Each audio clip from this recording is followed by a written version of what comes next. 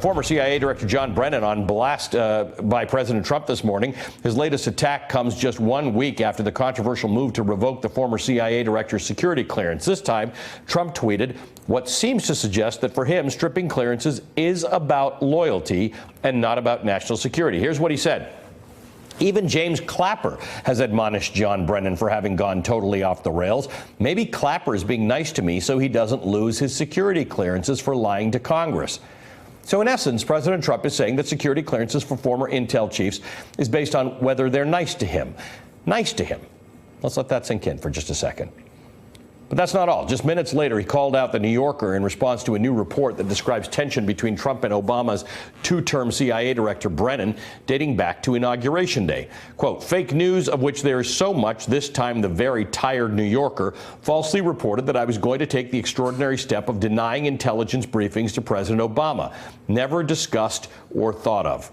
Joining me now is Adam Entis, the New Yorker reporter who wrote that piece. Adam, you and I spoke yesterday evening, and since then the president has now taken issue with your article. There's an excerpt in the article that undeniably got the president's attention this morning, in which you write, as Trump stepped up his public and private attacks on Obama, some of the new president's advisors thought he should take the extraordinary step of denying Obama himself access to intelligence briefings that were made available to all of his living predecessors. Trump was told about the importance of keeping former presidents who frequently meet with foreign leaders informed. In the end, Trump decided not to exclude Obama at the urging of McMaster. Adam, tell me what you make of this.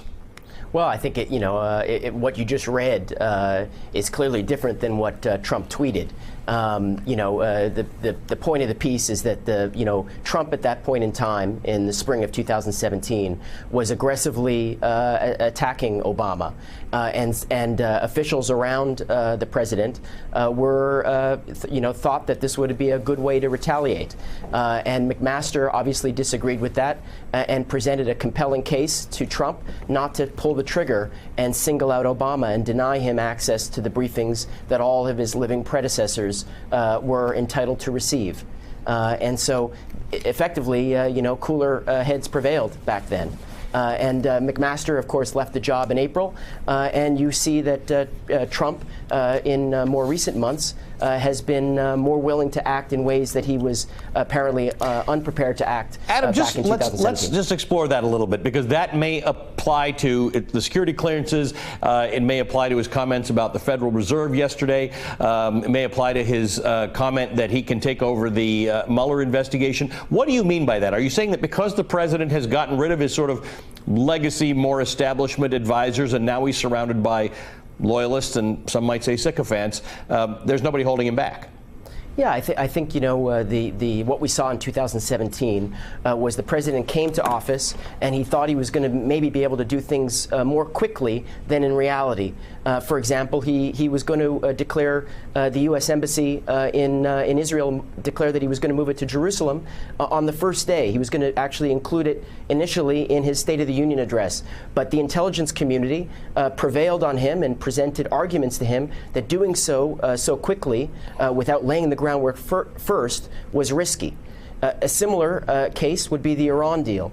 He had promised during the campaign to get rid of the Iran deal, but again, he delayed pulling the trigger because people who were inside, including his national security advisor at the time, his defense secretary, his secretary of state, made the case that the timing was not right, and Trump listened to them.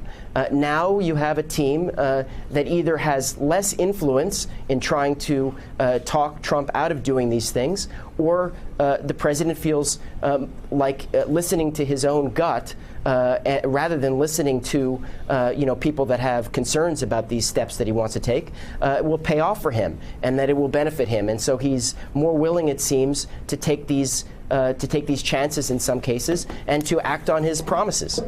Hey, MSNBC fans, thanks for checking out our YouTube channel. Subscribe by clicking on that button down there and click on any of the videos here to watch the latest interviews and highlights. You can get more MSNBC for free every day with our newsletters. Just visit msnbc.com/newsletters to sign up now.